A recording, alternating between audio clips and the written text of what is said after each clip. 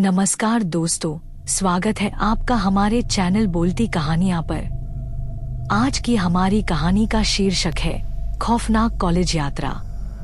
नेहा, तुम कहाँ हो? सुषमा ने कांपती आवाज में फुसफुसाया जब वह धीरे धीरे घने जंगल में कदम रख रही थी। हम सब एक दूसरे के करीब सिमट कर खड़े थे। हमारी टॉर्च की रोशनी कांप रही थी और हमारे चारों ओर डरावने साए बना रही थी। हम कॉलेज ट्रिप पर थे, जो कि उत्तराखंड के दूरस्थ जंगलों में एक मजेदार साहसिक यात्रा होने वाली थी। हमें नहीं पता था कि यह एक ऐसा दुस्वप्न बन जाएगा जो हमें हमेशा के लिए सताएगा। दिन की शुरुआत बहुत अच्छी हुई थी। हमारे 10 छात्रों के समूह ने 2 प्रोफेसरों के साथ सुबह सुबह यात्रा शुरू की थी, क्षेत्र की प्राकृतिक सुंदरता का आनंद लेने के लिए। दोपहर के देर होते होते हमने एक गांव के पास एक साफ जगह पर अपना कैंप लगाने का फैसला किया, जिसे स्थानीय लोगों ने बताया था कि कभी वहां लोग रहते थे, लेकिन किसी अज्ञात कारण से उसे छोड़ दिया गया था। जैसे ही सूरज डूबा, जंगल में झींगुरों और पत्तियों की सरसराहट की आवाजें गूंजने लगी।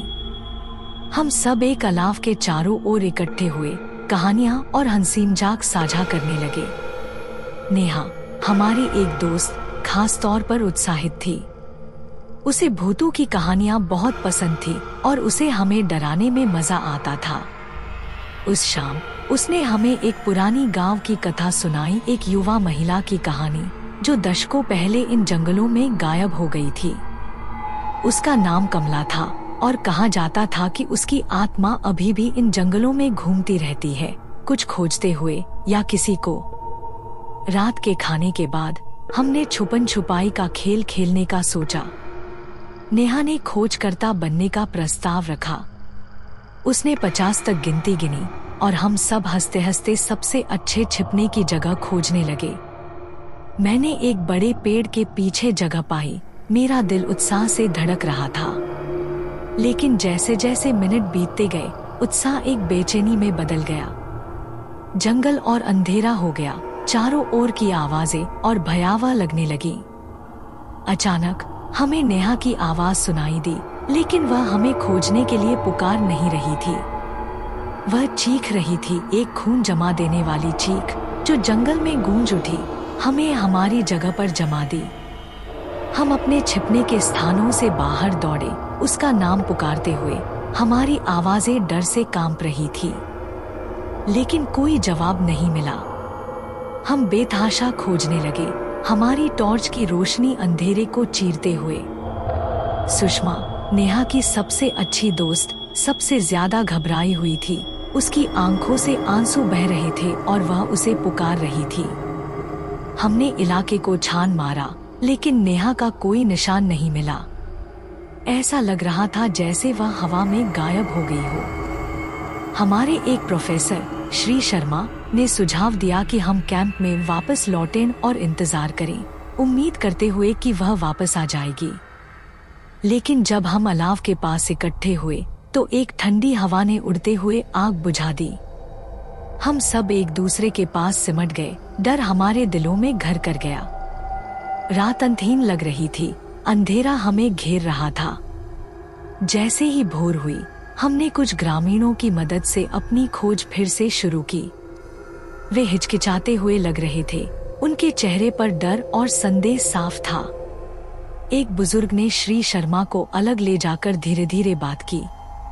श्री शर्मा का चेहरा सुनते सुनते सफेद पड़ गया और वह जल्दी से हमारे पास लौट आए। हमें यहाँ से जाना होगा, उन्होंने जल्दी से कहा। यहाँ कुछ गड़बड़ है। हमने विरोध किया, नेहा को छोड़कर नहीं जाना चाहते थे, लेकिन ग्रामीण अड़े रहे। उन्होंने कमला की आत्मा की बात की। कैसे माना जाता है कि वह उन लोगों को ले जाती है जो रात में जंगल के बहुत करीब जाते हैं।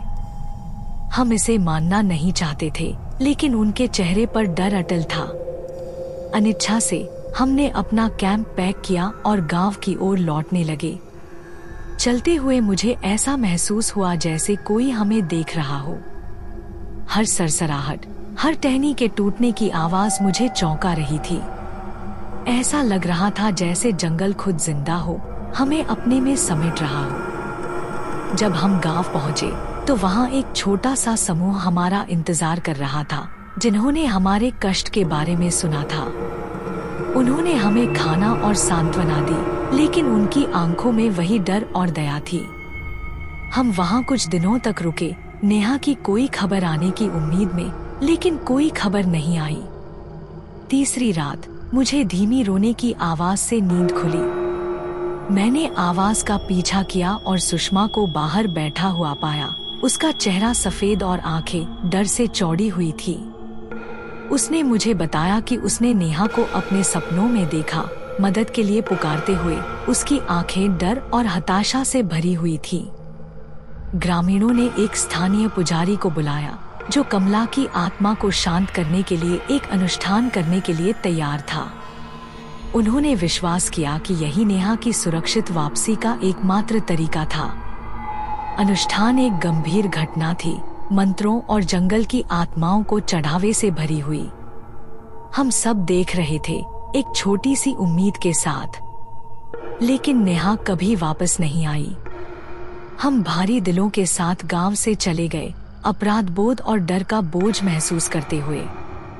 कॉलेज लौटने के बाद हमने आगे बढ़ने की कोशिश की, लेकिन उस रात की यादें हमें परेशान करती रहीं। सुषमा सबसे ज्यादा प्रभावित हुई। अक्सर रात में चीखते हुए जागती, दावा करती कि वह नेहा का चेहरा देख सकती है। उसकी आंखें मदद के लिए पुकार रही थी। महीने बीत गए और हम सब अलग अलग रास्तों पर चले गए, उस दुर्भाग्यपूर्ण यात्रा की यादों को दफनाने की कोशिश करते हुए।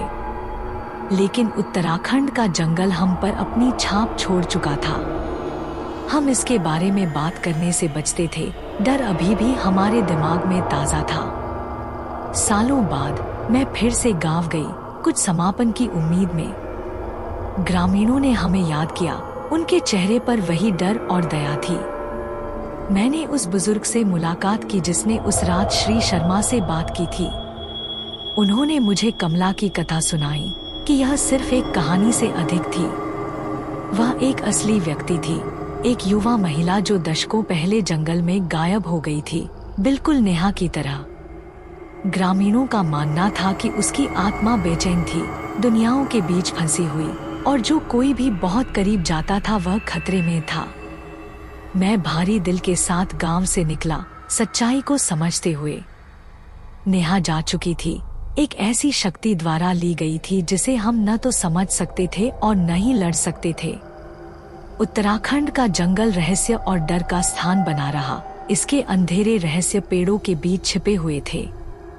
जैसे ही मैं दूर चली गई, मुझे रीढ़ में एक सहरन महसूस हुई, जैसे जंगल मुझे देख रहा हो, एक मौन याद दिलाते हुए कि वहाँ क्या भयावह चीजें छिपी हुई हैं।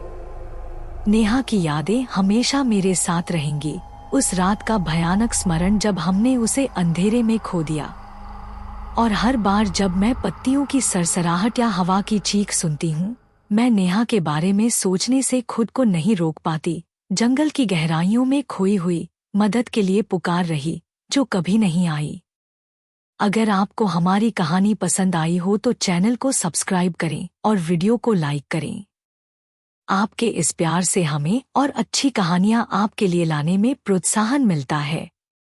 आपको ये कहानी कैसी लगी, कमेंट में जरूर बताएं।